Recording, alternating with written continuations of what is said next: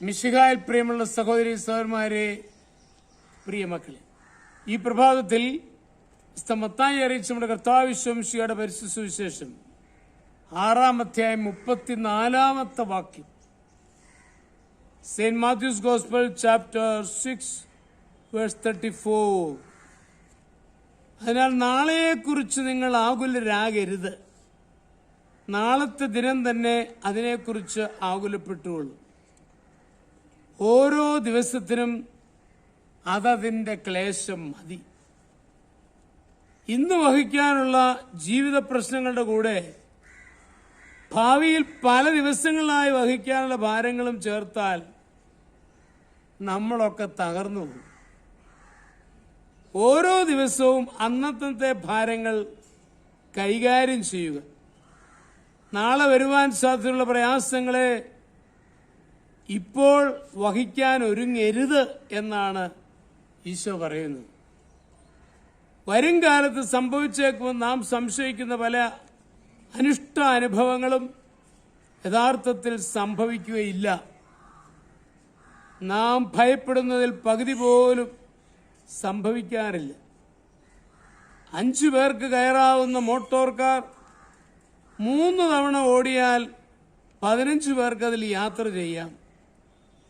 എന്നാൽ ആ 15 പേർ ഒരുമിച്ച് കാറിൽ കയറിയാൽ അതിന് കേട് സംഭവിക്കും. ഭാവിയിലുണ്ടാകുന്ന വൈഷമ്യങ്ങളെപ്പറ്റി ഇപ്പോൾ ഭാരപ്പെട്ടാൽ നമ്മൾ മാനസികമായും ശാരീരികമായും ആത്മീയമായും തകർന്നു പോകും. മരണകരമായ രോഗം ബാധിച്ച ഒരാൾ തന്റെ രോഗവിവരം ഡോക്ടർമാർ തമ്മിൽ പറയുന്നത് കേൾക്കാനിടയായി.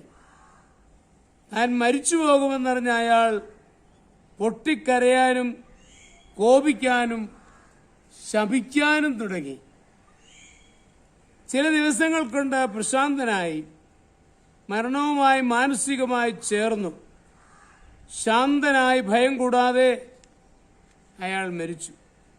ഓരോ പ്രശ്നവും നേരിടുമ്പോൾ തക്ക സമയം ആവശ്യമായ കഴിവ് നമുക്ക് ലഭിക്കും. നാം ഭയപ്പെടുന്ന പല സംഗതികളും നമ്മുടെ നന്മയ്ക്കായി രൂപാന്തരപ്പെടുന്നത് കണ്ടുവരാറുള്ള ഒരു വാസ്തവമാണ്. ഭാവിയിൽ പ്രശ്നങ്ങൾ നമ്മൾ അഭിമുഖീകരിക്കുമ്പോൾ സാഹചര്യങ്ങൾ വിഭിന്നമായിരിക്കാം. നാളേക്കായി വിചാരപ്പെടരുത്. അതത് ദിവസത്തിന് അന്നത്തെ അസ്വസ്ഥതകൾ മതി. ഭാവിയിൽ സംഭവിക്കുന്ന പ്രശ്നങ്ങളുടെ ഭാരം അന്ന് വഹിക്കാം, ഇന്ന് നാം ചുമക്കരുത്.